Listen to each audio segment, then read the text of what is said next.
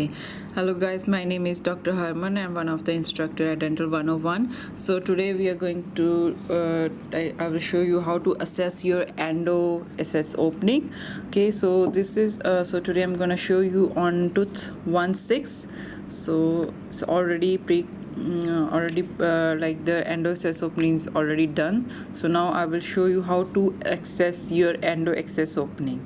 Okay, so assess your endo access opening. So first point that we need to check is our shape of the access cavity, like the shape of access cavity outlines which allow us the appropriate removal of the pulp horns and access to all canals.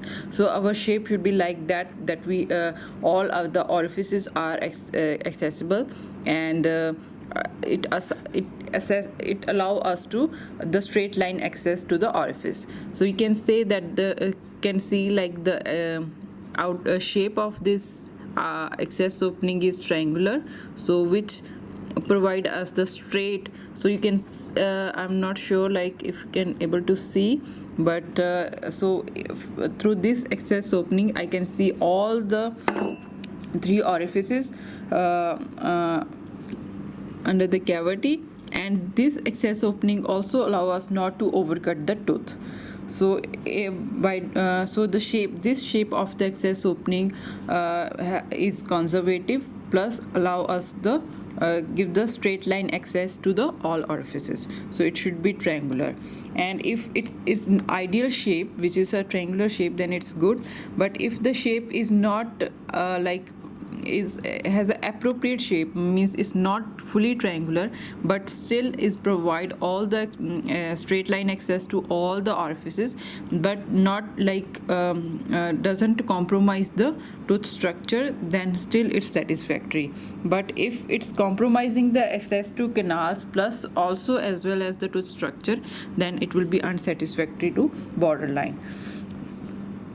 And now the second thing that we have to assess is the position of our access opening. So a position of this opening is always like that we were able to access all the three canals, all the three orifices. Should not be like if our opening, if we start open our tooth, if the position of this opening is like over toward this side or toward mesial or toward distal, then it will affect the access, straight line access to the orifices, as well as if we over prepared it, then it will compromise the tooth structure.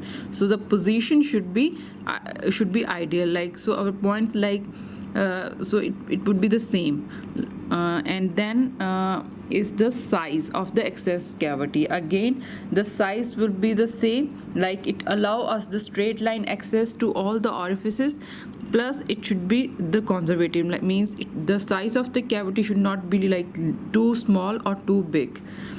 And then comes to the pulp horns. So pulp horns adequately removed means it just like according to this rubric we have to remove the whole roof.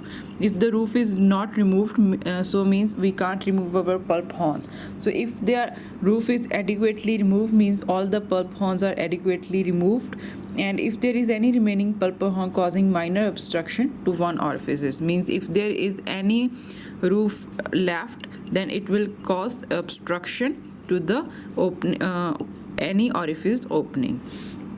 And if there is too much obstruction, means it will come under unsatisfactory or borderline. And then the next point that we need to check is the pulp chamber roof, which is the most important point, because if you left even the one, like you left the roof even at the one part, then you are failed in this rubric. So even in the endo access opening, so be very careful while checking your roof. So how you can check with the instrument. If you feel any obstruction over there, then it means there is still a roof left. So how you can, like most of the candidates are confused, like what is the roof, like so they are not able to differentiate if there is still roof left or not. So for that I will show you one photo which is explaining the roof. Okay, all right, so now you can see in the picture on the left hand side of you. So that is a picture of tooth, so in which you can see that this we marked it with the orange circles, so that is a roof. So under that circle there is a pulp chamber, and through the access opening, so which is, we can say that is the access opening through which instrument is inserted, and we are now checking the that roof, for roof. Now because of that roof, which is marked by these orange surface circles, that instrument was get obstructed. So if there, so means we have to remove that roof. So then when we remove this roof, and we will remove the whole tooth structure along this, so then there is that wall becomes smooth and in a one line. Now it's in a two plane, so then it will become in a one line. It means it will be a smooth wall. So then when we will try to check it with the instrument, then it definitely instrument will not obstructed by it, because it will run smoothly along that wall. So means if now I think this photo will help you to identify the roof. So what how you can identify the roof, so this will help you with that. So if you feel any roof, or if you feel like your wall of your endo access openings are not straight, so you can see on the other picture on the right side with the arrow. So means in that picture that wall is not straight, so you can't see the, you know, that white structure till the end of the chamber. So means there is a roof. So when you remove that part, then it will become a straight wall, like you can see up to the end of the chamber in one, like it will be all like smooth wall. So means roof has been removed. So this is how you can differentiate the roof. Okay, so to check the straight line canal access, you can use your endo probe, and you can insert your probe in one of your orifice which you want to check, and then now you can see like my probe is freely, there is no obstruction from any of the wall from the other side. So means it's the straight line access, so there is no obstruction to my any obstruction to my instrument. Now I will check my distal buccal orifice again, so it's all free from all sides, means there is no obstruction to this orifice. And now I will check my palatal also. You can see there is no obstruction, so it's, the walls are not pushing my instrument, or so it's like free from all the walls, not free, but like walls are not pushing the instrument. So it means it's a straight line access to all the orifices, so there is no obstruction because of any tooth structure. Okay, so then is the flare of the preparation wall. So the walls should be optimally flared. Okay, if the walls are slightly over flared, like the internal walls, so if these walls are slightly flared, then still it's satisfactory. But if the walls are too much flared outside or inside, then it will come under borderline to unsatisfactory. So your walls should be not too much flared, right? And then removal of the internal tooth structure, that is the axial walls.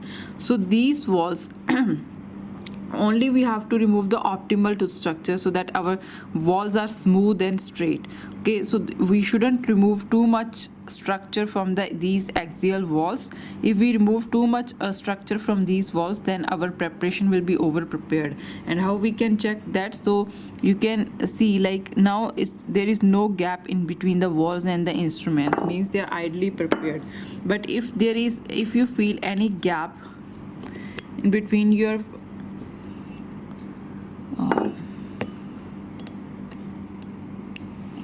so like that, like if you feel there is a gap like here, actually in my instrument I didn't insert my instrument properly, but just to show you, like if there is a gap, then it means your walls are like more, you removed extra material tooth structure from this area. So always make sure that your preparation should not be over prepared or under. So to check that, you can use the instrument. So your instrument should not be touched by the pushed by the walls, means it is not under prepared, and also there is no gap in between the instrument and the wall, means it is not over prepared. So it is optimally prepared. And then to check the removal of the internal tooth structure, that is the pulpal floor. So don't touch or don't damage the pulpal floor. If there is a minor removal of the internal tooth structure, then it's like still it's satisfactory. But if you removed too much structure, like from the pulpal floor, from internal walls, like the internal sorry, this is the pulpal. So if you removed like the tooth structure from this area, then it will be a pulp. If it is just the optimal removal, then it's okay. But if you remove too much structure from here, then it will come under borderline to unsatisfactory. Then is the condition of the pulpal floor. So there should be no damage or gouging. If there is just the minor damage, it's satisfactory. But if there is moderate damage or too much gouging on the pulpal floor, then it will be a borderline to unsatisfactory. And there should be no debris. So your preparation should be free of debris and nothing inside, or like if there is any free debris inside the cavity, excess opening or on the tooth or around the gum, then again it will go into borderline to unsatisfactory.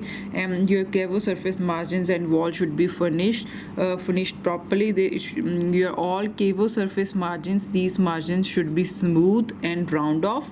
Okay, if there is minor roughness, then it will go into satisfactory. But if these walls, all the surfaces are rough, and then it will go into borderline to unsatisfactory.